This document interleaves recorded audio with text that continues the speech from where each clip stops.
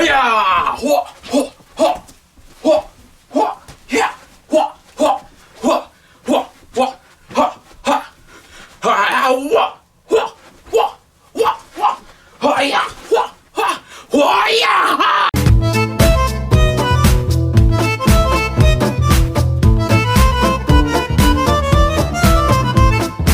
Hey guys, what is up? This is Matthew Davis me once again. Welcome back to another video game review.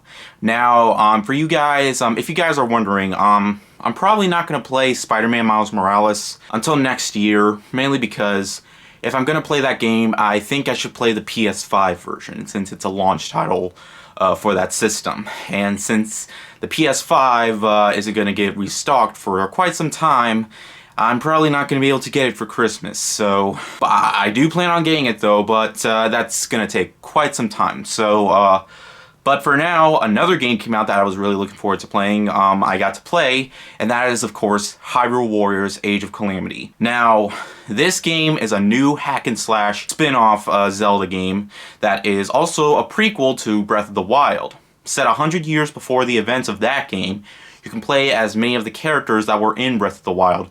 Specifically the big ones, like you can play as the champions like Navali, Mipha, Daruk, Urbosa. Hell, you can even play as Hestu. You know, that giant broccoli head looking Korok that expands your inventory if you give him seeds. You can even play as the Great Fairy. I'm not kidding. And basically you're hacking and slashing your way through victory as you try to beat Calamity Ganon. I was really looking forward to this one. I really enjoyed the first Hyrule Warriors game. It's not a masterpiece by any means. I thought it was a fun spin-off game that didn't really have much to do with the Zelda universe. It's more of a reskin of Dynasty Warriors, like I mentioned in my review for that game. However, this game to me was even better than that game. I surprisingly had more fun with this game than I thought I would. I personally think 78 on Metacritic is a bit too low in my opinion, because I feel there's more to love in this than there was in Hyrule Warriors. I feel it works as both a prequel and a spin-off.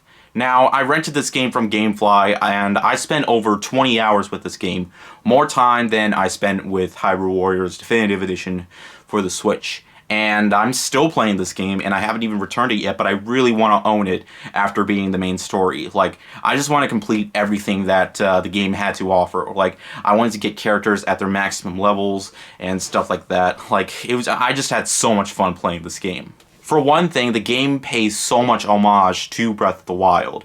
Like, there are skills you can use just like in Breath of the Wild. When you dodge at the perfect time, you can do a flurry rush. You could use a Sheikah Slate with the elements that was in Breath of the Wild, like magnesis, ice, remote bomb, stasis, and even the map is just like Breath of the Wild's map. Despite it not being an open world, I just loved going to certain areas that were the same as on the map.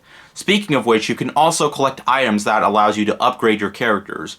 You can cook some meals for certain characters that can become stronger, like they can get more hearts and stuff like that, and there's much more stuff to do. The game also has a lot more voice acting.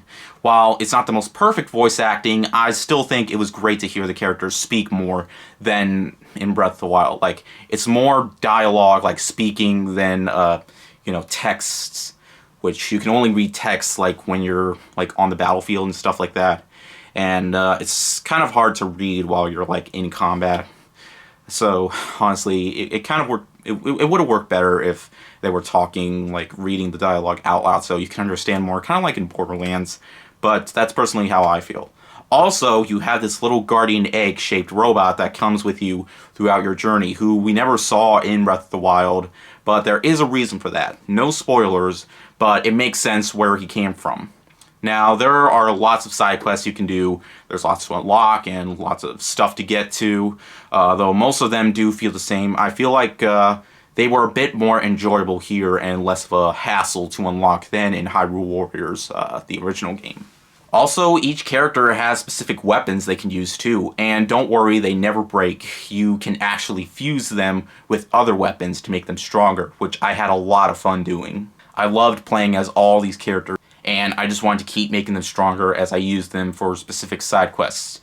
Now, the game isn't without its faults, okay? There are times when I'm fighting some big enemies like Lionels and Guardians who don't do as much damage as they do in Breath of the Wild, thank God. The camera doesn't really work so well when I'm in a corner or at a certain area. Like, sometimes it's like too close to the enemy and I can't see what I'm doing, but hey, that's kind of my fault. I mean, I'm just fighting enemies in a corner, and that's not what you're supposed to do. Also, and this is something that kind of has people worried about Breath of the Wild 2, and that's the way it ends, like how the main story ends. I can kind of see why it would kind of make people a little nervous. Like, it does kind of make me a little nervous too, on how exactly it's gonna work for Breath of the Wild 2. No spoilers, obviously, but I just feel like it kind of doesn't make that much sense. But at the same time, I'll just have to wait and see what happens when we do get more info on Breath of the Wild. All that we got is a trailer. That's it. Not another trailer or gameplay footage. I'm still really looking forward to it. Like, I can't wait to see what they do with it. Overall, Hyrule Warriors Age of Calamity is just what I wanted it to be. It's a love letter to Breath of the Wild. The combat is there, the characters are there, the levels are there. I feel like it manages to do just enough to make fans who enjoyed the first game have a good time. I could really tell that the team who helped out with this game really put a lot of love towards this one. At least, that's how I feel personally.